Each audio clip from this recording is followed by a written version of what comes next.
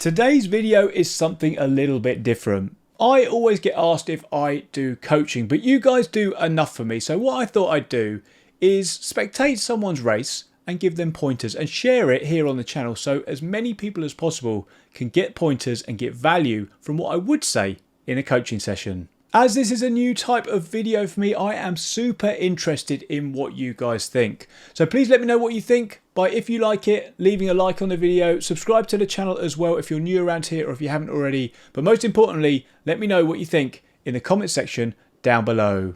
Okay, then let's have a look and see what's going on here. We've got 5 laps here in this week's Daily Race B from Autodromo Logo Major.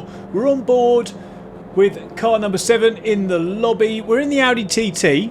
I'm not sure that would be my choice. That's the first pointer. I'd probably be in the BRZ or the Nismo or the Genesis, but we'll get to that at the very end. So we'll get to the car choice bit a little bit later on. But let's concentrate on the start of this race. So he's right in the middle of the pack. Plenty could go wrong here. Let's see how he navigates this first lap. So first corner here, you've got the left, but really it's a right. That's the bit you want to concentrate on. So you want to go as wide as you possibly can. It's difficult on the first corner, I understand, because people could dive on you. But this bit here is where you want to concentrate. You want to be on the inside there. You want to be on the furthest right possible, even onto the yellow there, to make sure that you can get on the power as early as possible. Slow in, fast out. Same again here. You've got to be out nice and wide so you can get the car straightened up and on the power down this long straight and down the hill before the long right-hander. But it's been fairly clean so far. Pick your braking point here. Normally mine is the end of that rumble strip. Keep it wider so that you basically straighten out the corner. The tighter you are on the entrance, the more acute the corner is. The tighter the corner is. So you want to just make sure that you're straightening out as much as possible. A little bit too much heat on the way in there. Arrived a little bit hot. Cut more of the corner there. I mean, it's not too bad, but you've really got to find the track limits. Try and stay off the sausage. Be aware of the guy on the left-hand side. I'd be going a little bit wider than that, but he's got through. We've got a position. We've gone up from 7th to 6th, so this is all good. I'll be looking in the rear view here. Make sure nobody's going to dive in on us, but that hasn't happened, thankfully. That was a decent corner. That was a decent corner. There's not really too much to say. They get all the way over to the right and then cut the left. And same here, get over the left, cut the right. Nice, dipping 2 wheels onto the dirt there, very good. Now you want to have a look over to the left. I normally brake just after that sort of steward's post, but don't worry, we'll get used to it more and more and more as the laps go on. Cut more of that corner, I would say.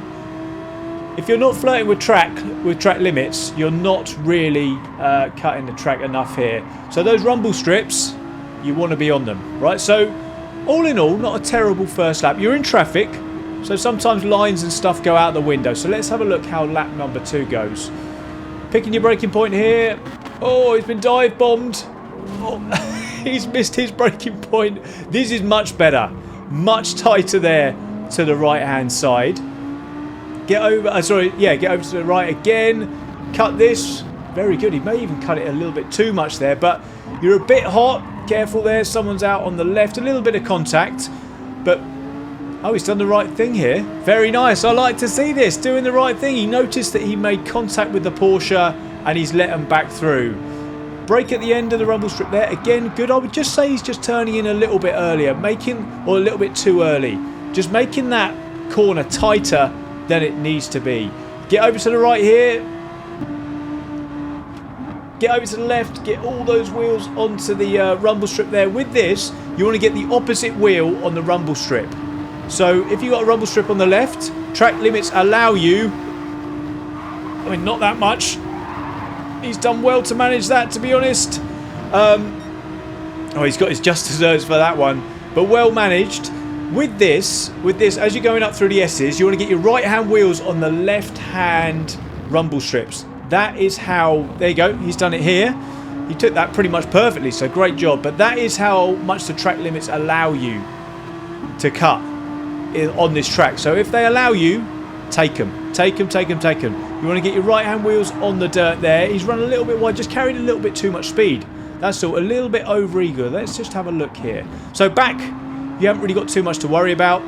Get yourself over to the left a little bit to allow you to cut on the right. That's perfect. Do you see his left-hand wheels are on the rumble strip?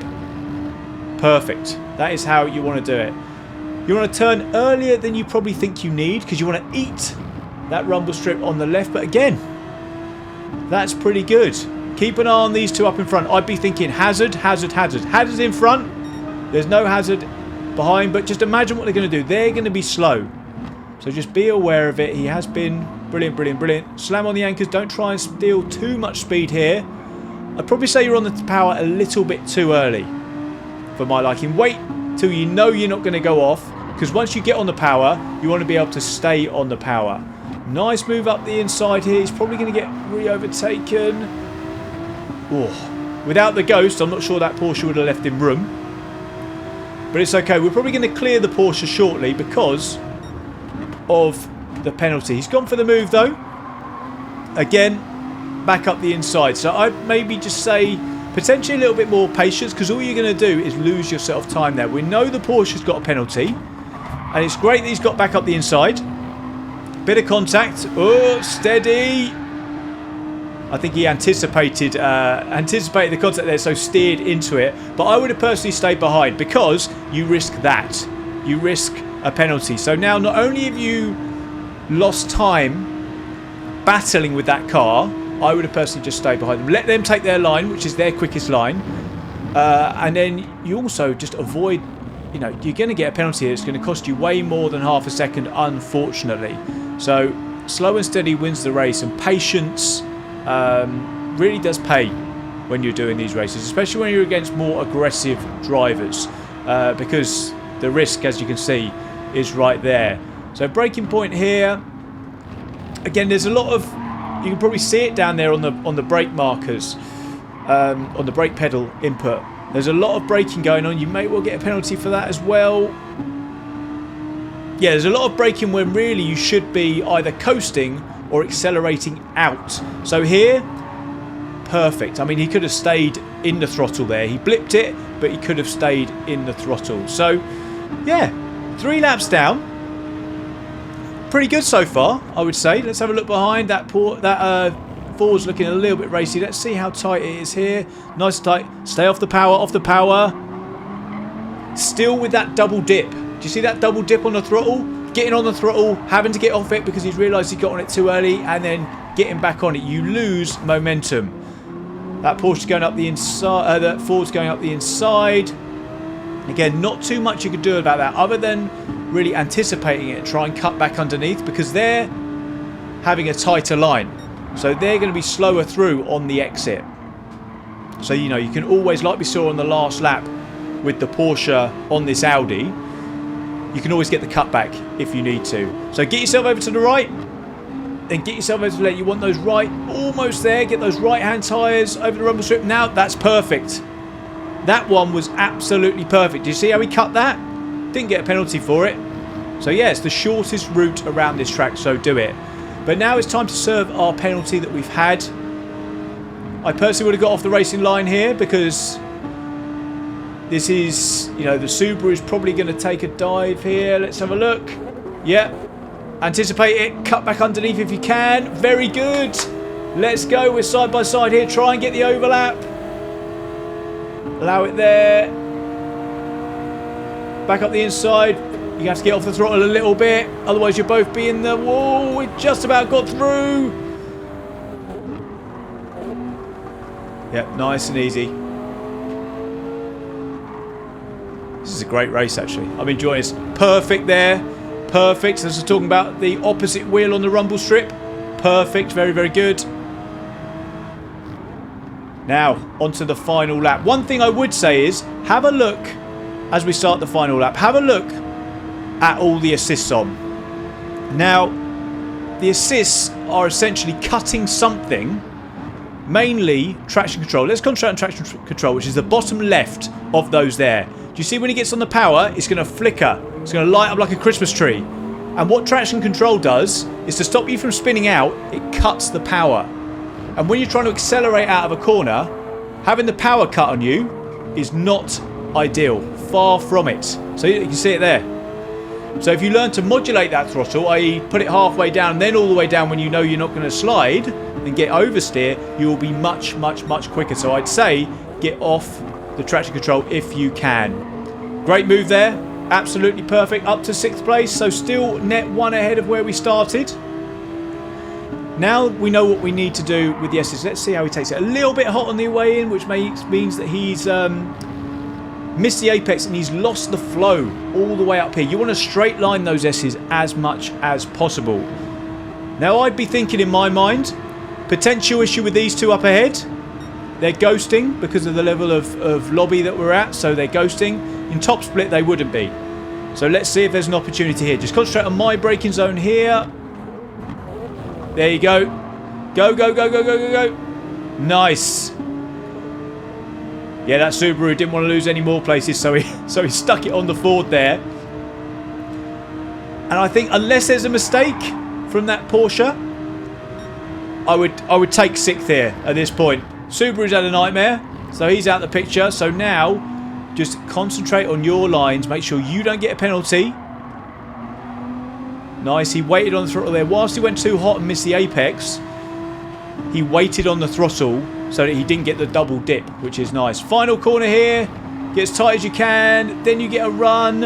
It looks like it's going to be 5th. But I'd say that's a decent outing. Good job. 2 positions up. P5 from P7. Very, very nice. So I said at the start of the video I was going to talk about car choice. We've just watched a replay of an Audi R8. Now I'm here in the global top 100 rankings and there is not one single Audi R8 in there. So as a rule of thumb, it's not going to be the quickest car around here. If it was, people would be using it. So I wouldn't use that car. I'd be using one of the top cars in the, well, for the combination. And if we go to the top 3 or the top 3 times are from Subaru BRZs. So keep it simple and just pick the BRZ, I would say.